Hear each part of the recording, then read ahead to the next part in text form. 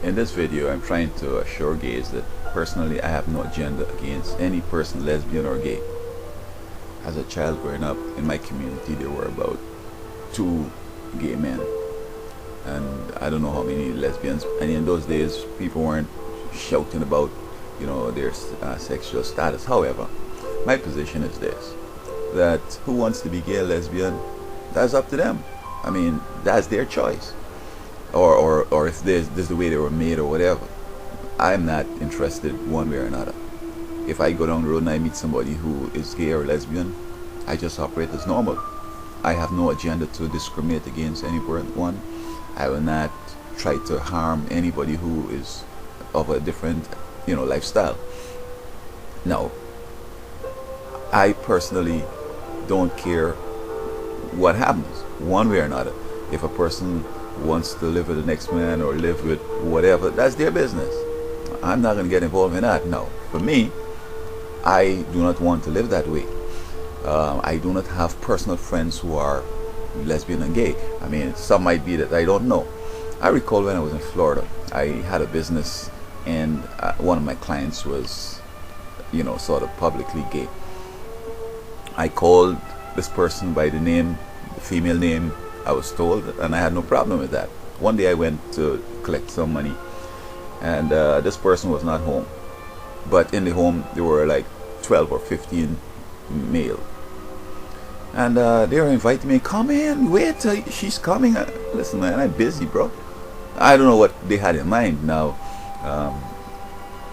I have no idea what they were planning or what they're looking for or whatever, but I'm not interested in that sort of stuff, so I just went my way. So yesterday's ruling will not change anything for me.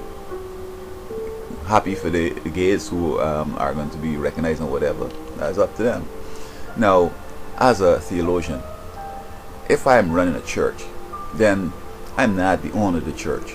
I'm just the manager or the caretaker. And I can't change the rules now. And the Bible has established what God's position is on that. And I can't change it. Although I sympathize with your situation, I can't come and say, well, anything goes, because this, I'll be sort of a bad manager. In other words, I'm taking liberties that are not entrusted to me. So if I were in a church and I had a church, I would have to enforce the Bible. I mean, you could go somewhere else. I mean, but, I can't. Now, I prefer to dissolve the thing than to have to go through that, because I can't do that. I can't change God's word for that. So I said, this is my position. Basically, churches out here are saying, well, this and that. And like one lady left a certain church today on TV saying that she's fed up with it, their position and so forth. And I think she did the right thing. We could jump up and down and say what we want, but this is not the big sweat. The court is empowered to make rules for the land. But I give God's word and His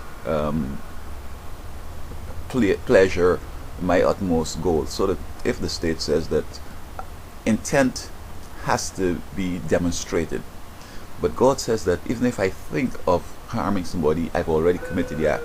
I can't say, well, Lord, the state says. The state says that unless I go out and I harm the person, thought is not important. I mean, they can't read my thoughts, and they don't know. Even if I tell them what my thinking is, they can't really deal with that. They have to let me go out and do the act. So sometimes it seems like the state is going to work for me. Sometimes it's going to work against me, because I'm convicted 3 times. But in every instance, God sees that I'm innocent, and I'm happy with that. You see, I'm happy with God's position, whether it convicts me or whether it liberates me. So in these hard times, we saw what happened in Sodom and Gomorrah. And if folks feel that we're prospering enough and we could have liberties to venture into alternative things and so forth, well, hey, have a nice life. But the Lord is coming real soon, and even maybe before this thing goes to the Supreme Court, the Lord could get here. I think that Obama is the benchmark. After he's over his term, I think the end is right there. So good luck.